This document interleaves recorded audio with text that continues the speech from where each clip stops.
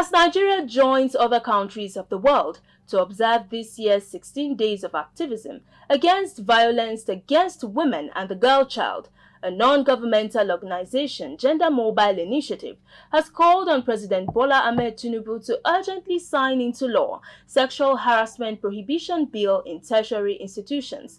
Addressing a news briefing in Abuja this Monday, Lead Director, Gender Mobile Initiative, Omowumi Ogunrotimi, said the delay in presidential assent to the Sexual Harassment Prohibition Bill has left a void in collective efforts to end sexual harassment in tertiary institutions in Nigeria.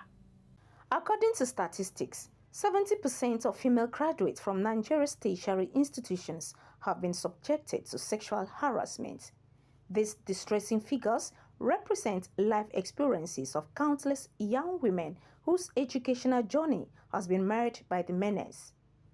As Nigeria joins other countries of the world to celebrate the 16 days of activism against gender-based violence, the lead director, Gender Mobile Initiative, Omowumi Ogunrotimi, said absence of legal framework has left a critical gap that must be filled to ensure the effectiveness and sustainability of collective efforts against sexual harassment in Nigeria's tertiary institutions. Actually need a piece of legislation that has a national spread.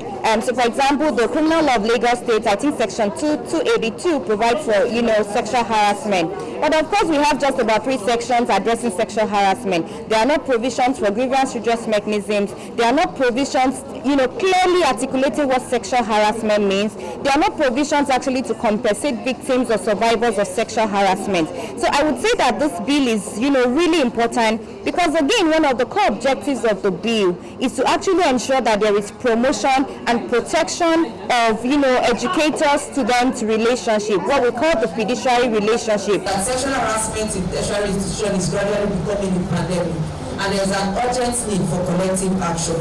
And so we call on, particularly at this point, the President of the Federal Republic of Nigeria to sign the sexual harassment bill that has been passed. That becomes the footstool upon which we continue our advocacy. We do realize that there is a level of breaking the culture of silence when it comes to issues like this, and we have invested heavily also in collaboration with Gender Mobile in empowering students with knowledge, tools and resources that they need to speak out and to also take collective action, because we do realize that the critical part in the fight against gender-based violence.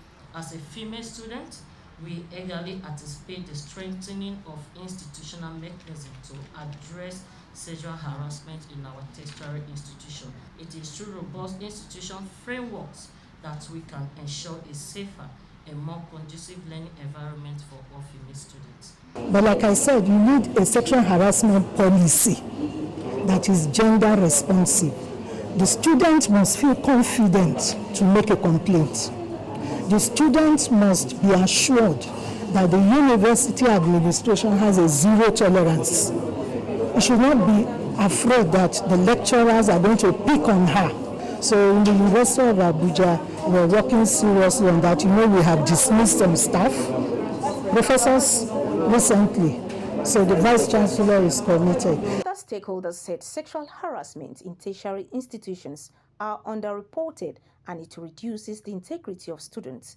They, however, called for collaboration among relevant stakeholders to create an environment where every student can pursue education without the pervasive threat of harassment. The theme for the 2023 16 Days of Activism is Invest to Prevent Violence Against Women and Girls.